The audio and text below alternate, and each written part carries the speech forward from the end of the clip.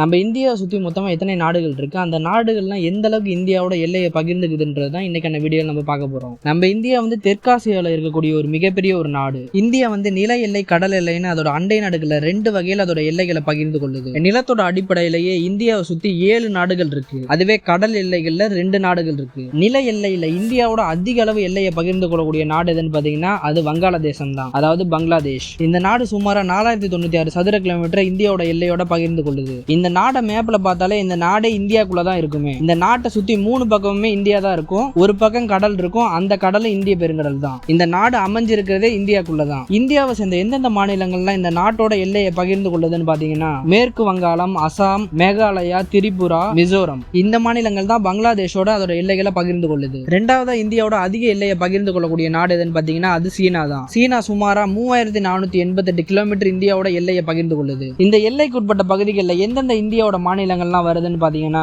லடாக், இமாச்சல பிரதேசம், உத்தரகாண்ட், சிக்கிம், அருணாச்சல பிரதேசம். இந்த மாநிலங்கள் வழிதான் சீனாவோட எல்லை இந்தியாவோட சேருது. 3வது இந்தியாவோட அதிக எல்லையில இருக்கக்கூடிய மாநிலம் எதுன்னு பாத்தீங்கன்னா அது பாகிஸ்தான் தான். பாகிஸ்தான் சுமாரா 3323 கிலோமீட்டர் இந்தியாவோட அதோட எல்லைகளை பகிர்ந்துக்குது. இந்த எல்லையோர பகுதிகளில் எந்தெந்த இந்திய மாநிலங்கள்லாம் வருதுன்னு பாத்தீங்கன்னா ஜம்மு காஷ்மீர், பஞ்சாப், ராஜஸ்தான், குஜராத். 4வது இடத்துல எந்த நாடு இருக்குன்னு பாத்தீங்கன்னா அது நேபாளம் தான். நேபாளம் சுமாரா 1770 கிலோமீட்டர் இந்தியாவோட எல்லையில அமைந்திருக்கு. இந்த நாட்டுக்கு ஒரு தனி சிறப்பு இருக்கு. இந்தியாவில் வாழக்கூடியவங்க நேபாள் நாட்டுக்கு விசா இல்லாமலே அந்த நாட்டுக்கு போக முடியும். நேபாள் நாடும் கிட்டத்தட்ட பங்களாதேஷ் மாதிரி தான். அது கிட்டத்தட்ட இந்தியாக்குள்ள தான் இருக்கு. நேபாளோட 3 பக்கமுமே அது இந்தியாக்குள்ள தான் இருக்கு. ஒரு பக்கம் சீனாவோட இருக்கு. இந்தியாவோட எந்தெந்த மாநிலங்கள்லாம் நேபாளத்தை சுத்தி இருக்குன்னு பாத்தீங்கன்னா உத்தரப்பிரதேசம், பீகார், உத்தரகாண்ட், மேற்கு வங்காளம். 5வது இந்தியாவோட அதிக எல்லைகளை பகிர்ந்து கொள்ளக்கூடிய நாடு எதுன்னு பாத்தீங்கன்னா மியான்மர். இதை பர்மான்னு கூட அழைப்பாங்க. மியான்மர் சுமார் 1643 கிலோமீட்டர் எல்லையை இந்தியாவோட பகிர்ந்து கொள்ளுது. இந்த எல்லைக்குட்பட்ட பகுதிகளில் இந்தியாவோட எந்தெந்த மாநிலங்கள்லாம் வருதுன்னு பாத்தீங்கன்னா நாகாலாந்து, மணிப்பூர், மிசோரம், அருணாச்சல பிரதேசம். இந்த மாநிலங்கள்லாம் மியான்மர் எல்லையில அமைந்திருக்கு.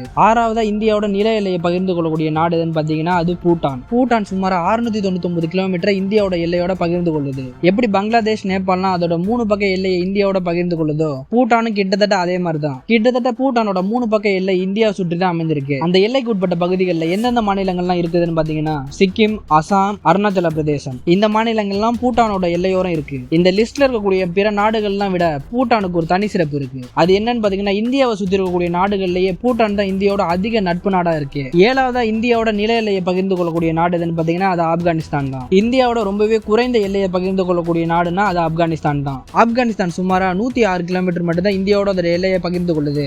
இந்த எல்லைக்குட்பட்ட பகுதிகளில் காஷ்மீர் மட்டும் தான் வருது. ஆனா இருந்தாலும் அரசியல் ரீதியா ஆப்கானிஸ்தான் ரொம்ப ஒரு முக்கியமான ஒரு நாடா இருக்கு. இந்த 7 நாடுகள் தான் இந்தியாவோட நில எல்லைகள்ல அமைந்திருக்கு. இது இல்லாம இந்தியாவோட கடல் எல்லைகளை பகிர்ந்து கொள்ளக்கூடிய நாடுகளா 2 நாடுகள் இருக்கு. அதுல முதல் நாடு இலங்கை. இந்திய வரைபடத்துல பார்க்கும்போது இலங்கை வந்து இந்தியாவுக்கு ரொம்பவே கிட்ட இருக்கும். இலங்கைக்கும் இந்தியாவுக்கும் இருக்கக்கூடிய தூரமே 40 கிலோமீட்டர் மட்டும்தான். இந்த 40 கிலோமீட்டர் தூரம் இந்தியாவில் தமிழ்நாட்டில் இருக்கக்கூடிய ராமேஸ்வரமும் இலங்கையில இருக்கக்கூடிய தலைமன்னாரும். அந்த அளவுக்கு இலங்கை இந்தியாவுக்கு ரொம்பவே கிட்ட இருக்கு. அரசியல் ரீதியா பார்க்கும்போது இலங்கை இந்தியாவுக்கு ஒரு முக்கிய ஒரு நாடா இருக்குது. 2வது இந்தியாவோட கடல் எல்லையை பகிர்ந்து கொள்ளக்கூடிய நாடு எதுன்னு பாத்தீங்கன்னா அது மாலத்தீவு. இந்திய பெருங்கடலோட தெற்கு பகுதியில் தான் இந்த மாலத்தீவே அமைந்திருக்கு. இந்திய கடற்படை தான் இந்த மாலத்தீவுக்கு பாதுகாப்பே அளிக்குது. மாலத்தீவு இந்தியாவுக்கு ஒரு நட்பு நாடா விளங்குது. இந்த 2 நாடுகள் தான் இந்தியாவோட கடல் எல்லையை பகிர்ந்து கொள்ளுது. 7 நாடுகள் இந்தியாவோட நில எல்லையை பகிர்ந்து கொள்ளுது. 2 நாடுகள் இந்தியாவோட கடல் எல்லையை பகிர்ந்து கொள்ளுது. மொத்தமா இந்தியாவை சுத்தி 9 நாடுகள் அமைந்திருக்கு. இந்த லிஸ்ட்ல வந்ததுலயே உங்களுக்கு தெரியாத ஏதாவது ஒரு நாடு இருந்துச்சுன்னா அதை கீழே கமெண்ட்ல சொல்லுங்க. இந்த நாடு எனக்கு உண்மையிலே இந்தியாவை சுத்தி இருக்குதுன்றது தெரியாதுன்னு. அப்படியே இந்த வீடியோ உங்களுக்கு பிடிச்சிருந்தா மறக்காம இந்த வீடியோக்கு லைக் பண்ணிட்டு அப்படியே நம்ம சேனலை சப்ஸ்கிரைப் பண்ணிருங்க. அடுத்து எதை பத்தி வீடியோ போடலான்றதை கீழே கமெண்ட்ல சொல்லுங்க.